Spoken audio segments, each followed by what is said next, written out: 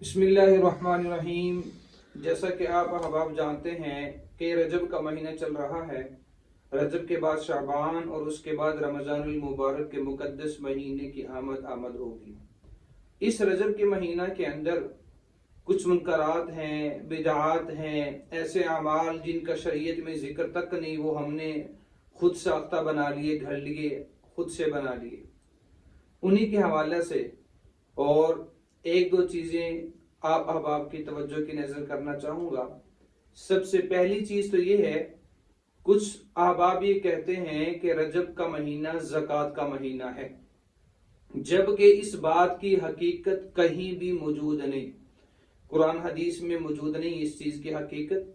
اور ہمارے اکابرین نے یہاں پر مختلف نقطے اٹھائے، جن میں سے صرف ایک بات میں آپ کی توجہ کی نظر کرنا چاہوں گا، اور وہ یہ کہ رجب زکوٰۃ کا مہینہ نہیں ہے۔ زکوٰۃ رجب کے مہینے میں نہیں ہے۔ ایسا نہیں ہے کہ صرف رجب کا مہینہ آئے گا تو ہم زکوٰۃ دیں گے، یا رمضان کا مہینہ آئے گا تو زکوٰۃ دیں گے۔ تو زکوٰۃ کا تعلق مہینے کے ساتھ نہیں ہے، بلکہ ایک سال کے گزر جانے کے ساتھ ہے۔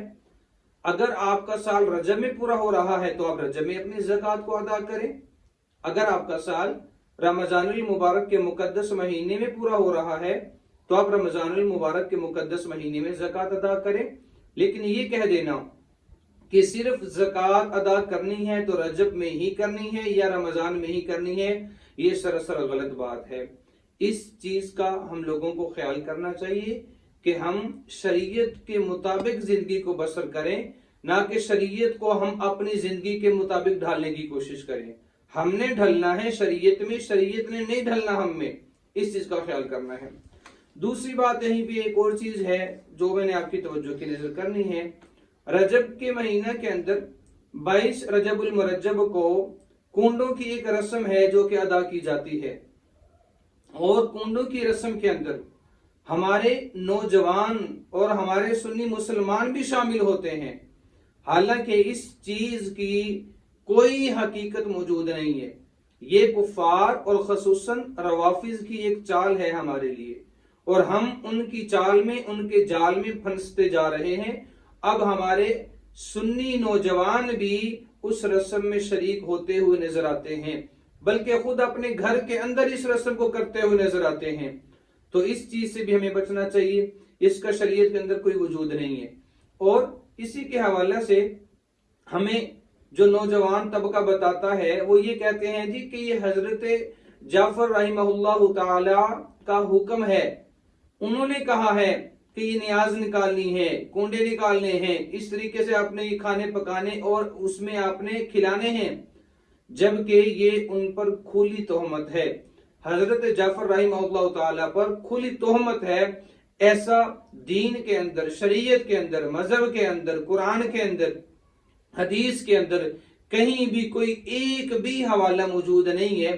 تو لہٰذا اس چیز سے خود بھی بچیں، اپنے گھر والوں کو بھی بچائیں۔ اب دوسری طرف یہ باتیں ہیں کہ رجب کے مہینے میں کون کون سے اعمال کرنے چاہیے۔ رجب کے مہینے کے اندر آپ کون کون سے اعمال کریں تو آپ کو اجر و ثواب ملے گا۔ رجب کا مہینہ ایک ایسا مہینہ ہے کہ اس مہینے کے اندر آپ کی عبادات ہیں، نماز ہے، نماز جمعہ ہے، اور اسی طرح نفلی آپ کی عبادات ہیں، ذکر و اذکار ہے، استغفار ہے، آپ اپنی تمام عبادات کو کر سکتے ہیں۔ اور آپ رجب کے مہینے میں زیادہ سے زیادہ روزے بھی رکھ سکتے ہیں۔ روزوں کا رکھنا یہ احادیث سے ثابت ہے۔ اگر آپ حضور نبی کریم صلی اللہ علیہ وسلم کی ذخیرہ احادیث کا مطالعہ کریں تو آپ کو پتہ چلے گا کہ حضور نبی کریم صلی اللہ علیہ وسلم اس مہینے میں روزے رکھا کرتے تھے۔ اب اس بات کا مطلب یہ ہرگز نہیں ہے کہ روزہ رکھنا فرض یا واجب ہے، یہ مطلب ہرگز نہیں ہے نفلی عبادات کرنا فرض یا واجب ہے، بلکہ یہ مستحب اعمال ہیں۔ اگر آپ ان کو کریں گے تو اچھی بات ہے، روزے رکھیں گے، نفلی روزے ہیں رکھیں گے، اچھی بات ہے۔ اگر کوئی بندہ نہیں رکھتا تو اس پر ہم فتویٰ نہیں لگا سکتے کہ یہ بندہ گنہگار ہے، کیوں؟ یہ فرض یا واجب تو ہے نہیں۔ اب آخری بات جو آپ کی توجہ کی نظر کرنی ہے وہ یہ کہ ہمارا نوجوان طبقہ یہ سمجھتا ہے کہ رجب کے مہینے میں یا کسی بھی اور مخصوص مہینے میں جو نفلی عبادات ہیں وہ مسجد میں اکٹھے ہو کر کرنی چاہیے، جبکہ اس بات کی بھی کوئی حقیقت نہیں ہے۔ نفلی عبادات کے لیے مساجد میں اعلانات کروانے، مساجد میں لوگوں کو جمع کرنا، اکٹھا کرنا، یہ شریعت نہیں ہے، یہ دین نہیں ہے۔ ہم کس روش پہ چل رہے ہیں، کس پٹری پہ چل رہے ہیں، کس ٹریک پہ چل رہے ہیں؟ تو لہٰذا نفلی عبادات کرنی ہے، قرآن کو پڑھیں، نفلی نمازیں ادا کریں، ذکر و اذکار کریں، استغفار کریں، ساری رات عبادت کریں، لیکن عبادات کا یہ کرنا آپ کے جسم میں اتنی تھکن نہ پیدا کر دے کہ رات ساری جا کر گزار دی نفلی عبادات میں۔ صبح فجر کی نماز جو کہ فرض ہے، اب اس فرض نماز کے لیے اٹھنے کے لیے ہمت نہیں ہے، تو خیال کریں، عبادات کریں جتنا چاہیں۔ مغرب کی نماز کے بعد رات شروع ہو جاتی ہے، آپ جب چاہیں جتنی دیر آسانی ہو، سہولت ہو، آپ اپنی عبادات کریں، ذکر و اذکار کریں، اس کے بعد آرام کریں، سو جائیں، صبح فجر کی نماز کو وقت پر ادا کریں۔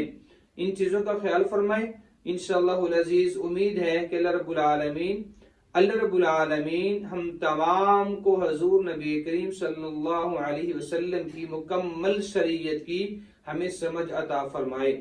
وآخر دعوانا ان الحمد للہ رب العالمین۔